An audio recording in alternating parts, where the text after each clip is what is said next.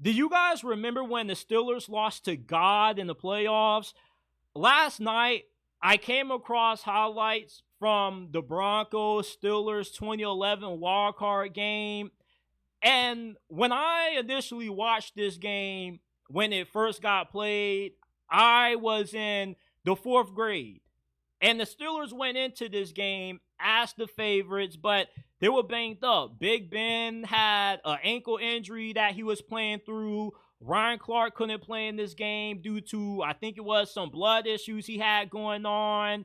And on the defensive line, the Steelers had several starters that exited this game with injuries as well. And when the Steelers went down 20-6 at halftime, I went back to my room. Initially, I was watching this game in the living room with my grandpa. But once I felt the Steelers had no chance of winning this thing with the way it was going, Tim Tebow was going off, the Broncos defense was playing really well, I just went and took a nap. And then I remember 45 minutes later, my grandpa calling me to the living room. He's like, JT, come watch this. Somehow, the Steelers came back down 20-6, and all of a sudden it was 23-23 in overtime. We're at the coin toss. The Broncos get ball first, and this was when the NFL had implemented the new overtime rules. You see, back then, those new overtime rules was that if you kicked the field goal, the opposing team had an opportunity to possess the ball. But if you scored a touchdown on your opening possession, you will win the game. So funny enough, you know how Tim Tebow was the quarterback at that time. The dude was just god awful throwing the football. He had the worst throwing motion that I've ever seen out of a quarterback. He used to cock that thing back like all the way, like he was shooting a shotgun pretty much.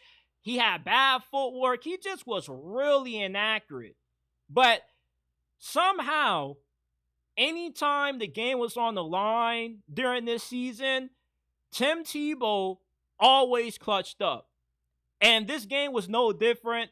So the Broncos win the coin toss. I'm talking about first play of the game. Tim Tebow drops back. He cocks it all the way back. He hits Demaryius Thomas on the slant. He's burning past Ike Taylor. He takes it all the way to the crib for a touchdown.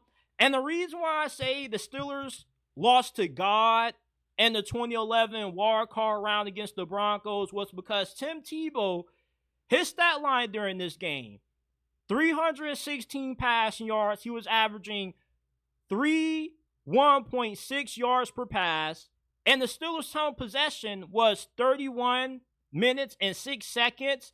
Tebow used to wear the John 3:16 eye paint. You can't tell me that the Steelers didn't lose to God and that wild card loss to the Denver Broncos, because it looked like divine intervention in that game to me. There's no way the first play of overtime with Tim Tebow, you throw a game-winning touchdown pass. Like, when they show the highlights of these Tim Tebow games, it's so funny to me because normally you don't see a quarterback's incompletion in these highlights, but they always showcase him with Tim Tebow just because he wasn't that good throwing the ball.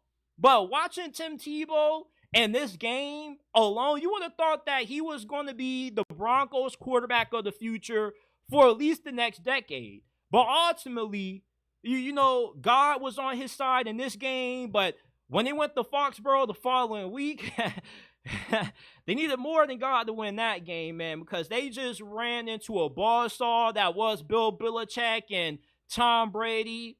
But this was just one of those moments that I will never forget as a Steeler fan, because, you know, I know a lot of y'all either believe in God or you don't believe that he's real, but watching this game, you can't deny that there was some divine intervention in this game, man, because everything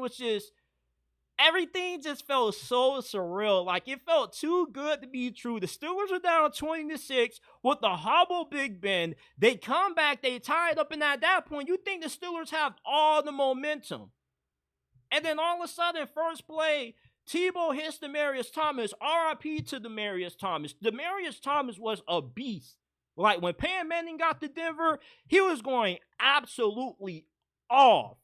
But I just look back at this game, and when I think of some of the more infamous playoff losses that the Steelers have had under Mike Tomlin, this is always the game that first comes to my mind. Not that divisional round loss to the Jags, not that loss in 2020 to the Cleveland Browns with an interim head coach. I always think about this game for some reason because I don't really hold it over Mike Tomlin too much. Look, you can't beat God. I don't care who you are. If you got God on the opposing team, there's no chance in hell you're winning this game. And it's funny because after Tim Tebow makes the play, he's running down the field, he's kneeling, he's praying like, yeah, I see why you're praying, man, because at one point, it didn't look like the Steelers were not going to win this game with the amount of momentum that they were able to get on their side in the second half. But yeah, the Steelers lost to God,